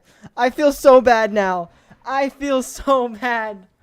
just kidding. Scott, I've never said anything that negative. Don't worry. We're on good terms. Dude. Man, Scott cares. Ah. Everybody's time. And I was just incredibly depressed. But somehow Jason Blum caught wind of this. I don't know who I asked a question to or what I said, but you know, he started just bombarding me with text messages saying, Scott, the fans love it. You know, the movie's a big hit. Everything's great. He was just, you know, in all caps, everything all caps. My phone was just blowing with all caps texts. And so he really talked me through that to try to encourage me that even though the critics hated it, you know, there was a lot to be loved there by the fans. And so then I had my family come into town anyway, and we just sat in a packed theater and listened to, you know, the cheers and enthusiasm, and it really lifted my spirits. But you know, for a couple of hours there, man, I was pretty distraught. I thought the whole thing was just a complete disaster. But it wasn't. But it wasn't. It all worked out okay. You know, it all worked out okay. Yeah. And again, the movie's not perfect. There's definitely room to improve. But yeah, I'm definitely happy that it was in general received well by the fan base. The second movie, which is, you know, it's been announced that it's going to be coming out in 2025. Is it December 2025? Yeah, December 5th, 2025, I think. Is there anything? Why is it coming out in December? Why can't it just be a Halloween movie? Scott, please. Don't let Blumhouse bully you. Scott, do not let Jason Blum bully you into not competing with one of his own horror movies. Please. You own the market.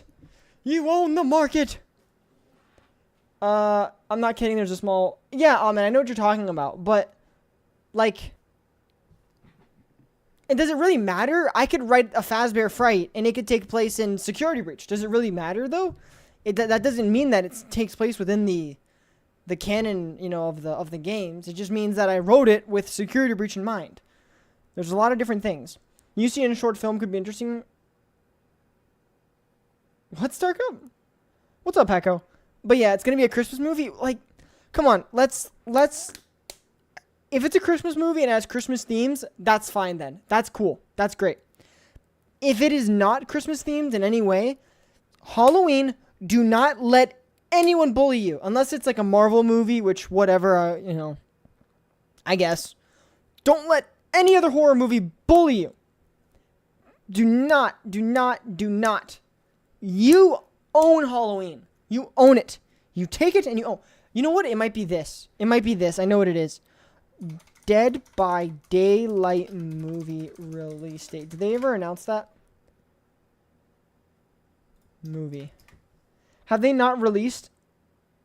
Okay, there's no plan, I think, for the Dead by Daylight movie release date. I don't think so. Okay, so all right. I thought maybe it might have been the Dead by Daylight movie. Not Dead by Daylight. No, yeah, Dead by Daylight, I think.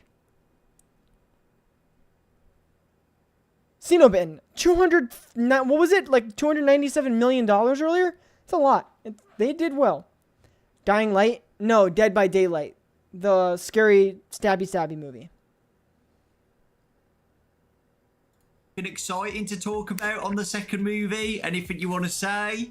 I'm not going to give away too many details, but I will say that I'm following kind of the same formula where the first movie is focused on the first game. Ooh. So I'm going to try to carry on that tradition onward with future movies. And I think that is absolutely the way to go. And I think everyone's going to be really, really excited for what's planned for the second one. You know, the first one was really challenging because it's so much setup. It's like, how do you establish all of this? But now that we have that launch pad, where to go from there came a lot just more natural. It felt a lot more natural. And we were able to really craft just a really great story, I think. And I'm really excited about it. And I won't say anything more, but I'm really hopeful that everyone's going to really love what's gonna come around December 2025. Yeah, so exciting. And is Emma back and everything? Oh yes, yeah, well? Emma's gonna be back. She did such a great job on that first one. You know, Emma is kind of the unsung hero, really, I think, in this. But Emma, director. Great job. So now we're going to be talking about Into the Pit, the new game that's coming out by Mega Cat Studios. We just got the trailer, another trailer, a couple like last week. And it looks amazing. It looks so good. How has it been working on the game based on a Fazbear Frights story? It's definitely been a unique experience. You know, I first started talking to Meg. I mean, it's been years and years since that game has been in development. And originally, it was just supposed to be a little novelty one-off. It's like, oh yeah, here's this little company that makes 16-bit cartridges, and that was immediately appealing to me because I'm all about the Super Nintendo. And so if I could make something that would come on the Super Nintendo cartridge, you know, sign me up. That was the most exciting thing, the most exciting product I'd ever worked on. It was still just supposed to be a novelty, but as the development went on, everybody was looking at it thinking, this looks pretty good. This actually looks really good. And so they just kept on going with it. They could have stopped a lot sooner.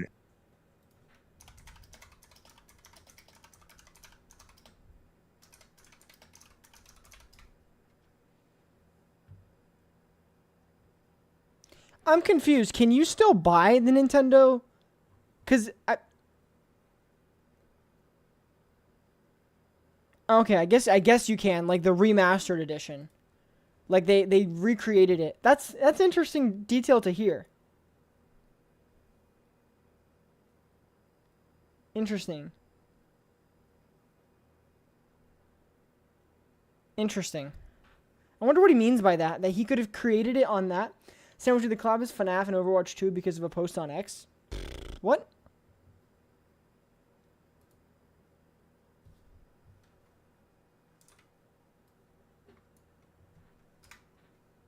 You're joking. There's no way. Overwatch? No, they have not posted. If Scott doesn't post about it, I don't know.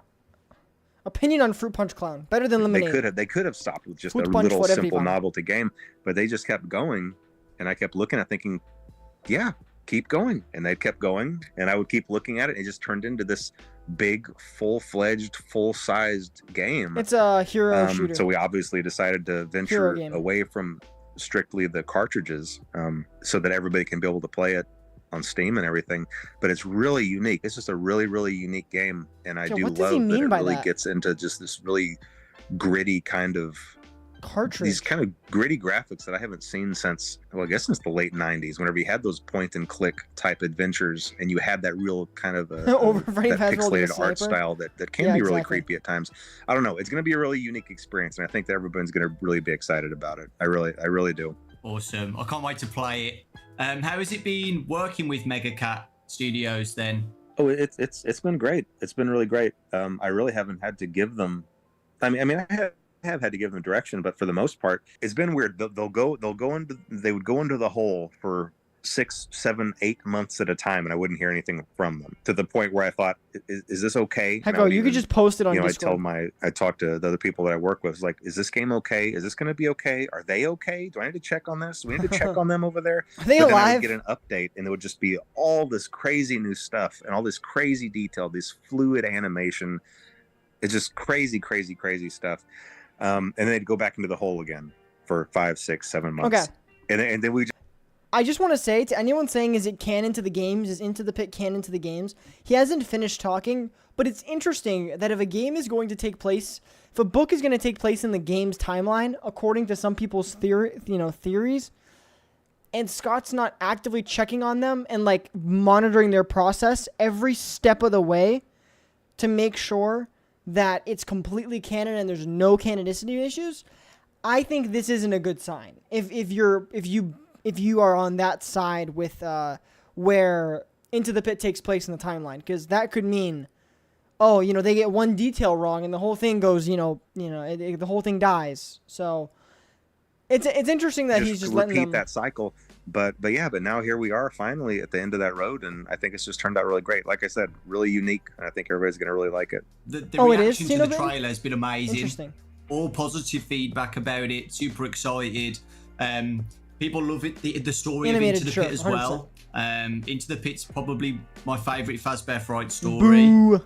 So with all the positive feedback about Prankster, it, so much better. what do you see for the future of FNAF spin-offs? Oh, this is a great made question. by other studios in the future? Oh, it's definitely a possibility. Spin-offs, yeah, you're In right. fact, I'd really like them to start working on Fetch. I think Fetch would make a really good game after this.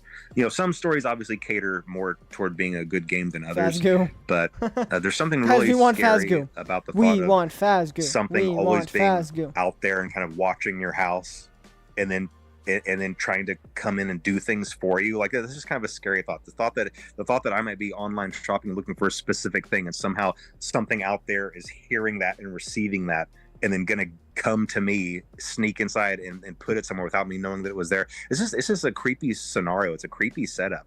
And I think it'd be a really cool game to have to stop this thing, because obviously Fetch was out doing a lot of menacing things, to have to sneak around a neighborhood and Heck, stop I'll this check it out thing later. that's sneaking around so undetected. I don't know. I think it'd be a really Star cool game. Cup. So hopefully that'll be the Whoa. next project. We'll see. As the franchise has Chillax. grown bigger, what challenges have you faced with running a franchise of this size? Communication. Is there anything you could be doing better? I think something I should have maybe been doing better is I should have had a better structure in place as far as people to talk to the fan Communication. base. That's literally what I just You know, said. I've always kept that on myself all during the years, and in the early years, I think that worked great, because it was a little indie game, a little indie community, and then me, the indie dev, just chatting with the community and talking. Yeah, communication. But as the years go by, Called and it. the franchise gets bigger and bigger, I don't know. I feel like I've slowly kind of lost touch with the fan base. Unfortunately, it's not that same. It's not that same relationship that it used to be. I really used to enjoy chat. And I don't blame Scott. I don't blame Scott for this. Partially, either maybe it's Scott's lack of communication, but you guys can correct me if I'm wrong. There's a part of the FNAF fan base, I swear, that follows FNAF but doesn't like Five Nights at Freddy's. They just like coming out of the shadows to clown on the game and crap on the game. The second something goes interesting or someone I just feel like there's a corner of the FNAF community or a portion of it that is just so vocally anti-FNAF, but they're for some reason call themselves FNAF fans. Like even Ruin. Like Ruin is generally agreed by normally agreed by the community as a great thing, and I've seen people crap on it, and I agree Ruin has flaws, but overall it's a good sign. But some people are still like, nah, oh my gosh, they just like all over everything, and they're very vocal. So it's like, if Scott was to go online, those people are going to comment on his posts, comment on the Reddit post, comment on the Twitter, comment on YouTube. It's very, very odd, and they hate watch. Exactly, Cinobin. Chatting with everybody and just kind of, I don't know. And I guess that's expected, because FNAF is more of a it is more of a big. It's kind of a just kind of a bigger thing down, and it's Here bigger comes than the money. one person, and I can't just Yeah. pretend like I can hop online and chat with everybody and solve everybody's problems anymore. Used to, I kind of could. I could just go in the there and chat dialogue, with I everybody and think, is resolve little fine. problems as if it was like just a squabble on a forum. I can always just step in and solve it, but it's just not the same. And I think that I should have realized that sooner. And I'm really only realizing that this year, that I really need to have a better structure in place. You know, and the fan base deserves that. The franchise deserves that. The fan base deserves that, to have more people in charge and See, as you know, running man, a Twitter page and official news feeds, you know, an official news feed, so that there's not so much confusion about what's real and what's not real, and real news and fake news, and is this confirmed, is this not confirmed? very smart. You know, I could have Natural avoided process for a franchise years to grow. of that if I just kind of had a better structure in place with people to listen to, and like I said, a news feed Franchise and needed someone this. else to just provide better answers to the fan base. So I'm trying to get all that in place, and I really think I think it would just better serve the fan base. I think everybody would be a little happier if it's not just me trying to jump in and straighten things out when needed. Yeah, I think the Twitter's a great idea. Yeah. We're recording this in June, but you know, it was announced today. The schedule for what's coming out during that week is really exciting and really good. So people, you know, can get excited for the anniversary. They kind of know what's coming, which is really exciting. And you know, communication like that, you know, it's you know, people have really appreciated that. So thank you for doing that. And looking forward to seeing what happens next on the Twitter, what they announce. And apart from the second movie to look forward to, is there anything else you could hint at for the future? Any future? Chat, let's throw some. I'm gonna. Yeah, they did, Hecko. They did change some things. If you look right now on their Twitter, you'll see an updated one. Please be functional. Yeah, but that's because Cassie thinks that Freddy is a friend. Star Cup. If you're talking, if that's when she sees Freddy fat, like Glamrock Freddy, I'm gonna guess he hints at not Steel Wool, because he's gonna let them do their own announcement. I'm gonna assume that he's gonna hint to Into the Pit, or another spin-off, or like the Fanverse, something like that's kind of not.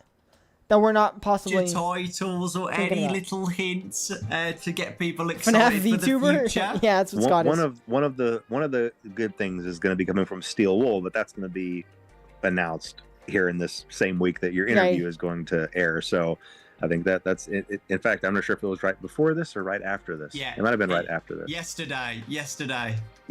Okay. And obviously everybody knows about the movie, and right now the books are these interactive books, which I read things like that growing up, and so I'm excited about those. And I've tried to add some depth into those to where you can actually collect items in them and things like that. So it's really not just about picking a path; it's about picking a path and getting something, and then going to the other path and being able to use something. So it makes it more interesting and more intricate. But yeah, I mean, that's the plan for movies, Twitter. games, and books. And I already Scott told you Games. my hope for the next Mega Cat game. And there is another game planned with Steel Wool, but that's not going to be announced for a while yet. So I can't talk about that. But there is some. So I'm assuming Help Wanted DLC is announced, and then actual game, which I'm excited for. Something down the pipe.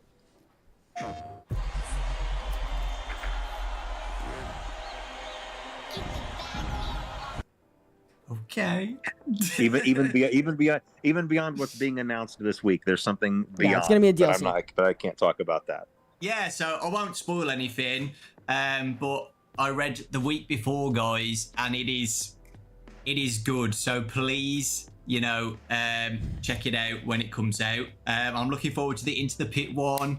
VIP is the interactive novel VIP another one as well? Very informative. Yeah, Pig? yeah. VIP it's one that I did with Scholastic, just like the others, but it's just going to be free. It's specifically for this event. I mean, it might still be included in a box set later down the road, but no, for this week, it was made specifically for this event.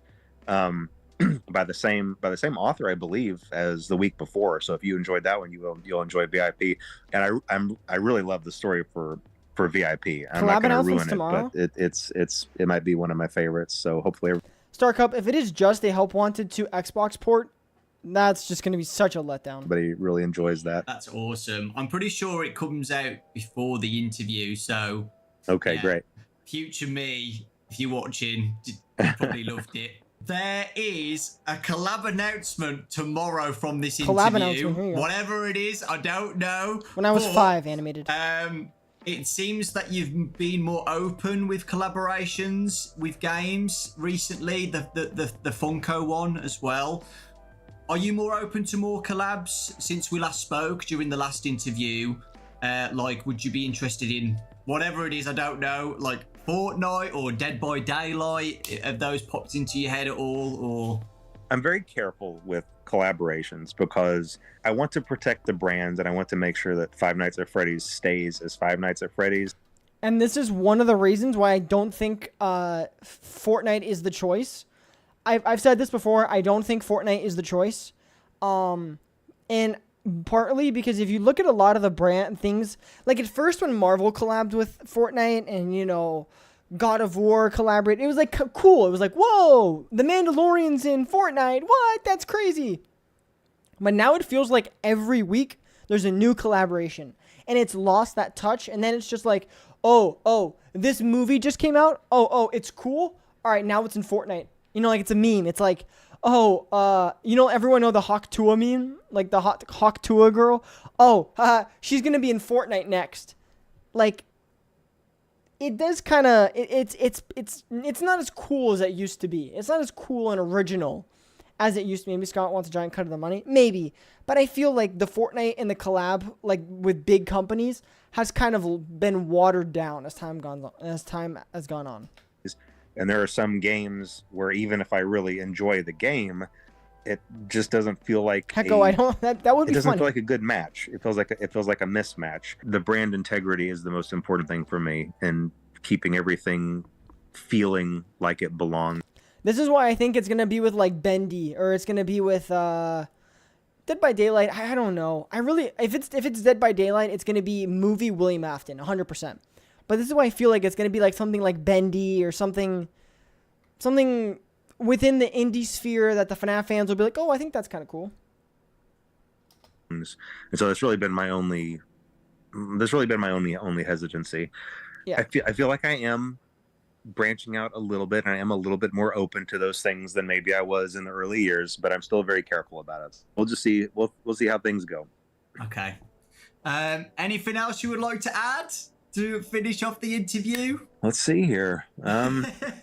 No, I mean, I think things are in a good place, and like I said, I think that the things that are on the horizon are all things to be excited Star Cup, about. exactly. I think that everybody's going to really enjoy. The things that the fan base really going to enjoy.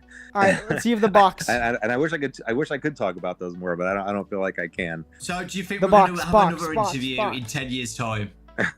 It doesn't have to be 10 years. We can try to do this a little bit more often. But what, every 5 years? Yeah, every 5 years. There we go. Okay.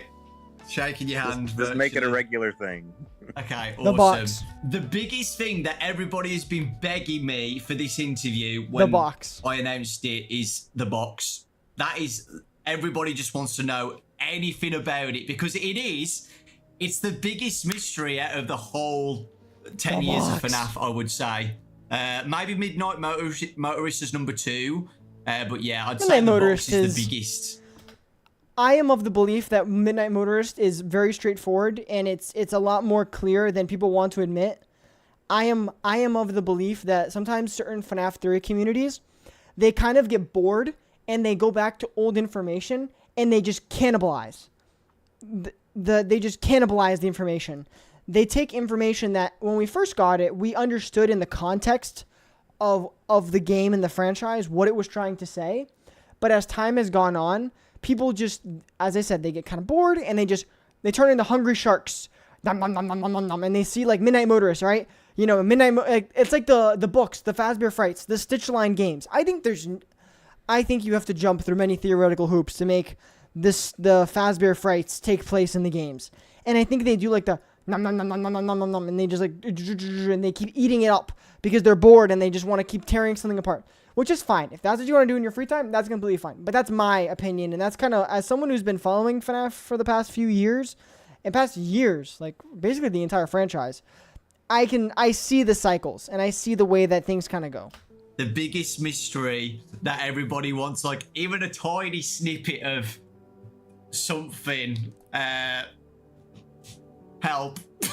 Okay. Well, I can try to give Here we go. somewhat of an answer to that, even though it might not be extremely satisfying for a lot of people. Just like the original answer. I would encourage people to turn off the interview if they don't want an answer that they might not be happy with. But whenever I'm making these games, there are a lot of things that are in my head that are just flowing ideas, and when I have them and put them there, it's the first half of something. It's like a string or a rope just like reaching out, and I know that what's there on the other end is there. I trust that it's there. I know that it's there. And then whenever I progress forward, the rest of that just reappears. The rest of it appears and just fits into place perfectly. That's how all my games have been made. I feel that there is something there, and I make the roads to get there for that to be revealed. But then sometimes when things do progress, the roads aren't always the same roads as the ones that had been planned before. And so what that means is, even though at the time something was definitely there, something was definitely reaching out to be there, and I could feel that it was there, the progression of the story didn't go there. And so those strings never got pulled on, and those and the other half of that idea remained in the ether, remained in my subconscious. All of that to say, there is something in the box, but I never pursued it, and I don't know if I can find it again. And I think that that's the best answer that I can possibly give for that's a good Scott, answer. Thank you so much for the interview. Myself and everybody really does appreciate it. We're looking forward. Chat, I know that some people are going to take that as the biggest non-answer ever. If you guys didn't understand what he just said, I'll summarize it. If you missed it, Scott essentially said that the box was supposed to mean something in the wider scheme of things, but it never materialized. What it was supposed to be never came to fruition. And what he's trying, and even if he gave an answer, think about it. Think about it, guys. It's paint time. If you remember, you have the emote, the painting emote. What Scott's trying to say is this is point A, and this is point B. What Scott's trying to say is that the point A, the box existing, was supposed to lead into point B. But what happened is it just never formed. The connection, as he said, he never pursued it. So if he actually did give us the answer, if Scott actually did give us the answer in that interview, people would then go back in time and try to justify and prove Scott why that can't be in the box. And, oh, Scott, that's not consistent, or Scott, yada, yada, yada. Some people wouldn't take it as that's the answer. They take it as Scott, you messed up here. And Scott, and Scott's like, I don't need that conversation. Scott was trying to say that the box was meant to set up for something and plan, the lead up never happened.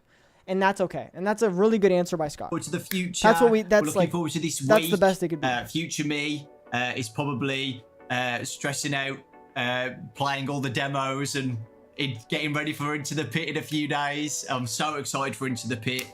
I really, really am. And all the fanverse stuff as well. My pop goes. And I'm surprised they didn't talk more about the that fanverse demo. I'm looking forward to playing all of those as well and reading the new book. There's a lot in that week. I'm going to just be MIA that whole week. I've already told my friends and family, like, I'm not going to be here for the whole week. Don't call me. Don't text me. I'm going to be in this room just doing everything I can that week. And yeah, we really do appreciate it. So yeah, I think that's it, which is really weird. That hour went so quick. Thank you guys for watching. Again, I appreciate you guys. Thank you. Without you guys watching the channel, I wouldn't be doing this in the first place. W.co. Interviewing Scott. So it really does mean a lot to me. Thank you so much. And yeah, I hope you all have a fantastic 10-year anniversary week, and you're all enjoying yourselves playing the demos and reading the books and stuff, and are excited for Into the Pit and Steel Wars announcement as well. That's so exciting. But yeah, thank you, Scott. I appreciate it. So yeah, we'll both leave now. All right, sounds good. Thanks for having me, Docco. Talk to you later. Thank you, Scott. Bye, guys. Thank you. At Mint Mobile. That was a good interview. That did everything it needed to do. It wasn't too crazy, but it did exactly what it was supposed to do. I have a feeling MatPat is about to reset himself by how much he spent time solving the box, even when the creator doesn't know what's in it. Scott knows what's in it. I think Scott knows what's in it. Scott knows what he planned to be in it. But what happened is Scott's trying to say, I had a plan. Plan didn't go according, so he swiped it off the desk. He's like, nah. What a legend indeed. What a legend. Maybe it was supposed to be the evidence to dream theory, but since sister location it was destroyed, which is what I think was that, but I'm not sure. I'm not sure if it makes sense. I think dream theory is just one of those things that it's something that we all know happened, but it's not really important. It's just not important. I'm looking at what you sent, Hecko.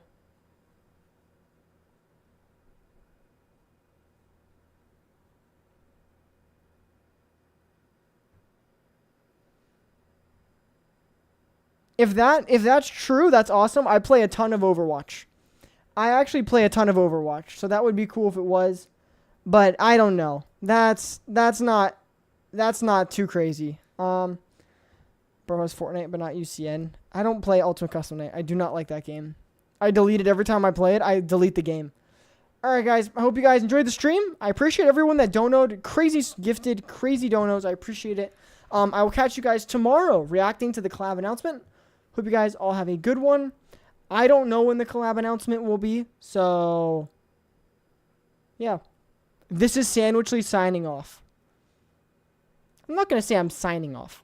I'm just going to say adios. I'm going to play more Joy of Creation. I know that. That game was so freaking fun. 9 out of 10. One of the best. I'm so excited for that game to fully release. All right, everyone. Peace. Have a good one.